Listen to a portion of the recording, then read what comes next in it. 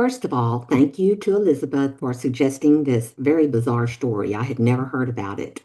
And this is going to be a long one, so go get your popcorn if you want some. Today we're going to Mountain Home, Texas, a little spot in the road near Ingram and Kerrville, where we're going to look in on the Ellebracht Ranch in its heyday 42 years ago. And the correct pronunciation of that, I believe, is Ellebracht. I looked it up and I'm putting it on the video so you can see what I came up with. Anyhow, let's imagine it is the early 1980s and you are traveling from San Antonio to Junction for a funeral. Your car breaks down, so you get out and stick out your thumb because you've got to get to that funeral. It's not 10 minutes before a man in a blue van drives up, pulls over, and asks if you're looking for work. You tell him, no, I need to go to Junction, and that's really what I've got to do today. He says, well, he has to go there too. One thing leads to another, and you agree to ride along to his house so the two of you can eat lunch before getting on the road. The man says to call him Junior, but his real name is Walter Ellebracht Jr. You say your name is John, and you can't believe your good luck to get a ride all the way to Junction and an offer of lunch. The van turns onto a gated gravel road that seems endless. You drive and drive and drive and drive. Are we getting close? You finally ask. He says, we're there. He drives the van around one more bend in the road, and you see some ramshackle buildings ahead. A barn that looks like it has been there for over a century. There's another one, a small building, a stone house that looks like it's from the Dark Ages. Everything looks surreal. It's old and dirty, and lots of trash, old tires are piled up, and an old car or two that doesn't run. Black areas of scorched earth. It's like something big had been burned there. And there's also a rundown mobile home. Well, you don't know what they're going to fix to eat there, and you're pretty sure you don't want any of it, so you're hoping you can just stay in the car, in the van. You're taking all this in, what's out there through the window on your side of the van when you hear a familiar click, click. Surely it's not a pistol, you think. But you turn around and look at Junior, and sure enough, he has a 45 revolver aimed at you. Just be still and be quiet, he says. Two men come out of the building. One is old, wearing filthy coveralls, and he's barefoot. The other one looks grimy too, but he's younger, probably in his 20s. There's nothing you can do to help yourself right then except try to stay alive. Junior's helper, the younger one, comes to the van with the rope. He jerks the door open and drops a loop around your neck. He tightens it and pulls you out of the van. He says, welcome to your worst nightmare, loser. The old one is grinning. He leans over with the white stick, and you hear a sizzling noise and realize in horror it's a cattle prod, and it's just made contact with your upper thigh. In the 1980s, rancher Walter Ellebracht Sr., his son Walter Jr., and a former ranch worker named Carlton Robert Caldwell made money by selling wood to businesses in their surrounding areas and in San Antonio. On Friday, April 6, 1984, the local authorities raided the Ellebracht Ranch. They were acting on a tip they had received the last week of March 1984 through, of all things, the Lampasas Crime Stopper hotline. It was passed on to Sheriff Cliff Gleason in Kerr County by the Lampasas sheriff. Prosecutor Ron Sutton thought that the tip line call sounded wild. He couldn't believe it was true. He prayed it wasn't because he had just finished prosecuting a nurse named Janine Jones who worked at a Bexar County hospital and killed babies in her care. Sutton and the jury had put her away for 99 years for the murder of a 15-month-old girl, and he was exhausted from that experience. For 10 days after the call came in from the Lampasas tip line, the Kerrville Sheriff's Office, FBI, the department, the DPS, and Texas Rangers analyzed the situation allegedly taking place out at the Ellebracht Ranch in the little community of Mountain Home. It sounded so awful, they had not believed it could be real and going on right there in Kerr County.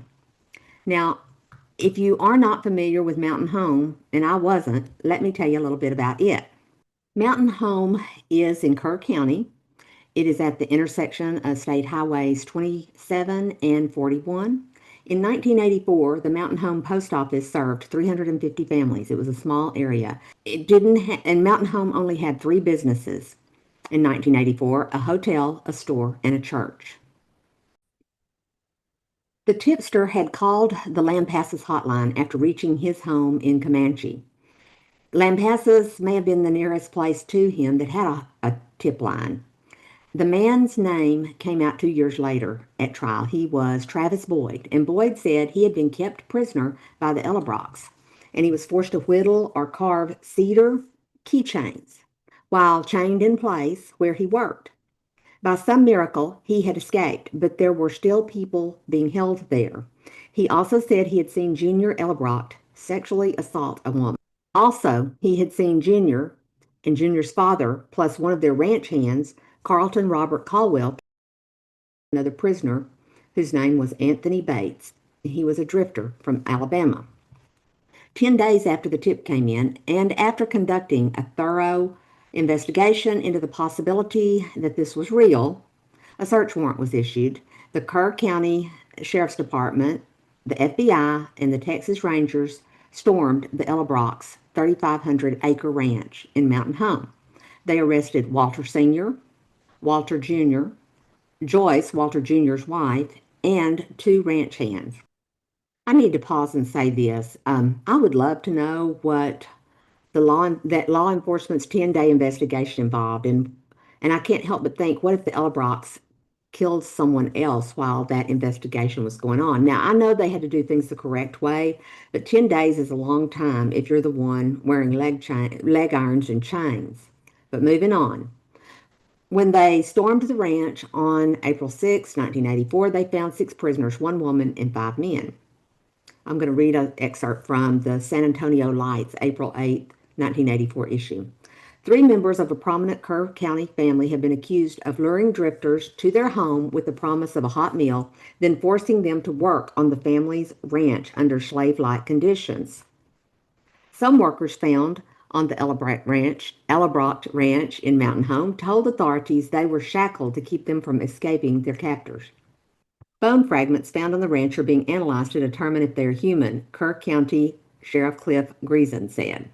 5 men and 1 woman were found living in a rundown barn on the 3,500-acre ranch, about 20 miles northwest of Kerrville, bordered by Interstate 10. Evidence collected showed the Ellebrachts chained their slaves to the wall at night while they slept on filthy mattresses. They gave them wieners, beans, and bread to cook over an open fire in a cast iron pot. While they worked at carving keychains, they wore leg irons so they couldn't escape. One source said law enforcement found more than 1,000 keychains piled up behind the workshop. The Ellebrachts peddled the crude cedar keychains to dozens of local businesses for 25 cents each. But it's not like they had businesses dying to get those ugly little keychains, and they were not cute. Somewhere around 1981, Walter Sr. had gotten it into his head that hand carving keychains was their ticket to big money for the family. They were leasing out a good bit of their land, and that was one form of their income. They also sold firewood off of the place, but they didn't do it right. They just stripped out big swaths of the timber, and when authorities got in there and saw what they'd done, they just thought it was horrible the way they had treated the land.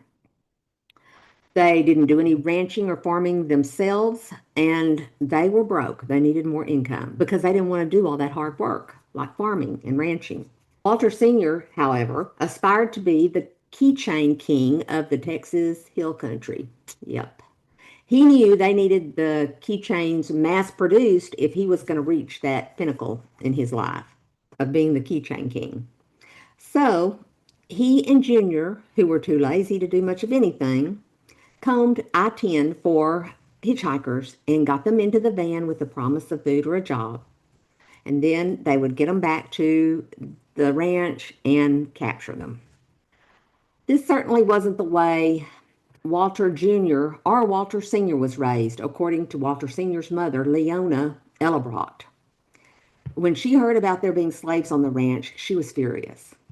She had inherited the ranch from her ancestors and she had a share of it. I'm thinking she had half, but she didn't live there. She had her own thing going on. She had turned it over to her son and grandson and moved to a smaller place near her church. Leona Ellebracht was a hard-working woman of 81. She'd worked every day of her life. And she was an entrepreneur, you can tell, because she had a mobile home that she lived in away from the ranch. And then she bought another mobile home and set it up next door to her. And in that building, she stocked it with necessities like you would find in a traditional convenience store. So when I said earlier that there was one store in Mountain Home, that's probably the one that it was. Mountain Home residents said there had never been a nicer woman than Leona Ellebracht, and she was a very good neighbor, very kind and very godly. Some who knew the Ellebrachts said the ones on the ranch were weird, filthy, and scary. Walter Sr. always wore dirty overalls and went barefoot. Sometimes Junior did as well.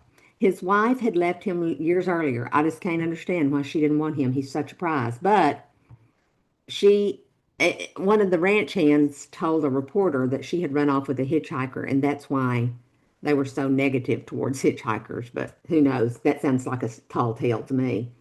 Some people in Mountain Home community said that the Ellebrachts were very fine people. Some never did believe that they had done some of the things that they were accused of. Authorities, upon rescuing the six who were chained up when they busted into the ranch, learned the woman had indeed been assaulted by Junior Ellebracht, while Caldwell and Walter Sr. forced her husband to observe what was going on. The prisoners were taken into custody to receive medical care and accommodations. A church in Kerr County took them in and cared for them for a period while the investigation continued. They would need later to give statements, official statements, and be witnesses. As authorities searched the ranch, they found 2.5 hours of sickening audio tapes of Anthony Bates, plus other incidents of torture were on another several hundred, some reports even say several thousands of hours of audio tapes, being of people being.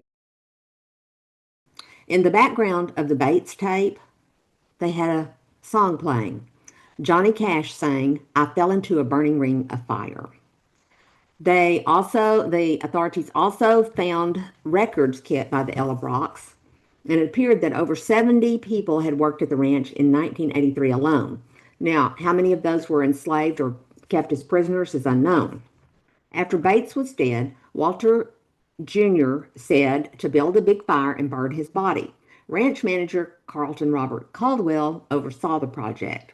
At least that was the prisoner's version of what happened, but Caldwell had a different version, which we'll see later. The prisoners were required to tend the fire all night and day that's burning up this guy who'd been working with them. They had to feed it wood and keep it extremely hot at all times until Caldwell and the Ellebrachts believed the body was completely burned to ash. During the raid, bits of bone were recovered from a charred brush pile where one of the men said a body had been burned, and they were analyzed in Austin to determine if the bones were indeed human. A forensic anthropologist, Dr. Clyde Snow, said at least 11 charred bone fragments found on the ranch were human.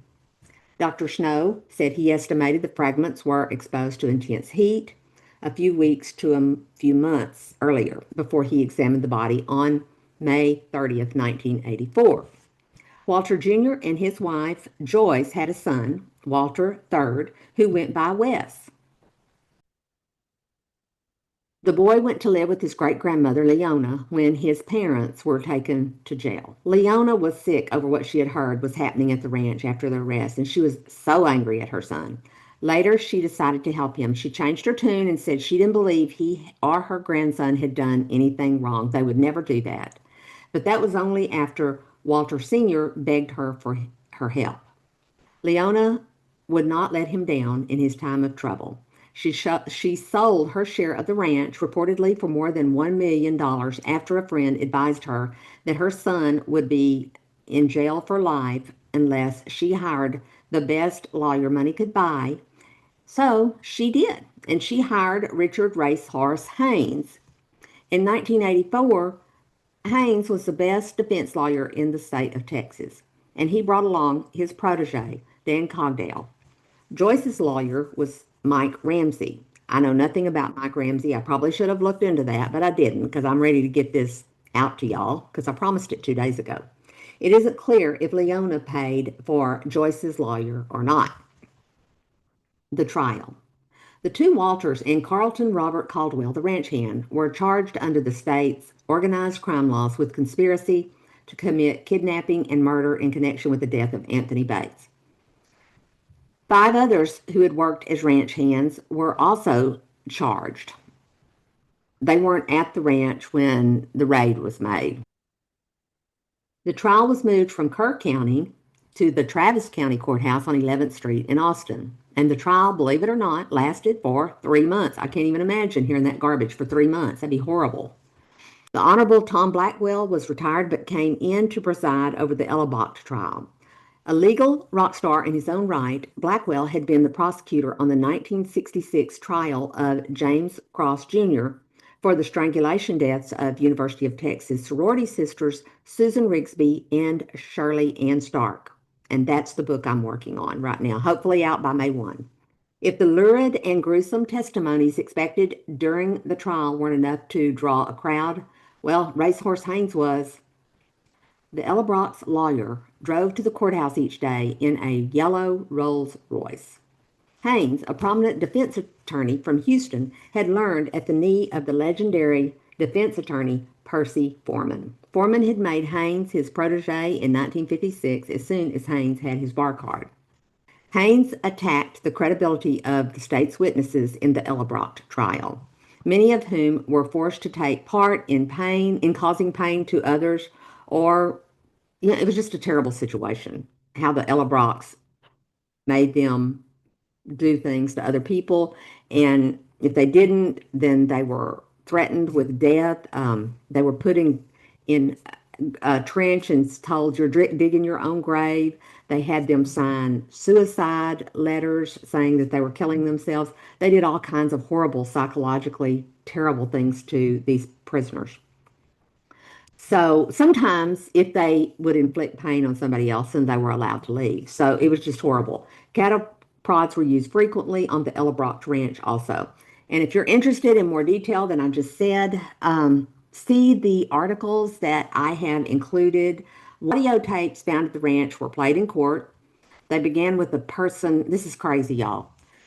They began with a person imitating a familiar line that we've all heard for 50 years. I don't know how many years, but from Saturday Night Live. Live from New York, it's Saturday night. The tapes, however, said, live from the bunkhouse, it's shop time. At another point, a voice can be heard saying, scream louder. If you don't scream louder, you're going to wish you did. It ends with a calm, almost serene voice saying, it's time we take a station break. And now a word from our sponsors, Hot Shot. Having trouble with your neighbors? Try Hot Shot. For hours and hours of enjoyment, tie them up anywhere and shock the hell out of them. They were evil, horrible people. The outcome. The ranch foreman, Carlton Robert Caldwell, testified that torture certainly did go on at that ranch. But he claimed it went a little differently than the prisoners had said. He said that Anthony Bates' peers hated him. He was missing an eye and he had gotten injured by a chainsaw while at the ranch. Caldwell said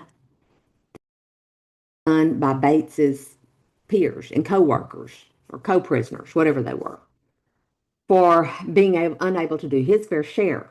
He described a group of laborers tying Bates to a tree and shocking him with a cattle prod all over his body, including his empty eye socket and other tender places. The Ellebrachts were found not guilty of the murder of Anthony Bates. There was no body. How could the jury know the bone fragments were those of Anthony Bates? The Ellebrachts were, however, found guilty of conspiracy to commit aggravated kidnapping. Walter Sr. was given probation. Walter Jr. kept appealing his case for 15 years. Neither served a day in prison, as best I can tell. There was one source that said that Walter Jr. did, but I can't find that anywhere else, and that was not sourced. So, anyhow, what did happen though was that a good bit of their property was taken from them. Leona had already sold her half, which was probably 1,750 acres. Walter Sr. and Walter Jr.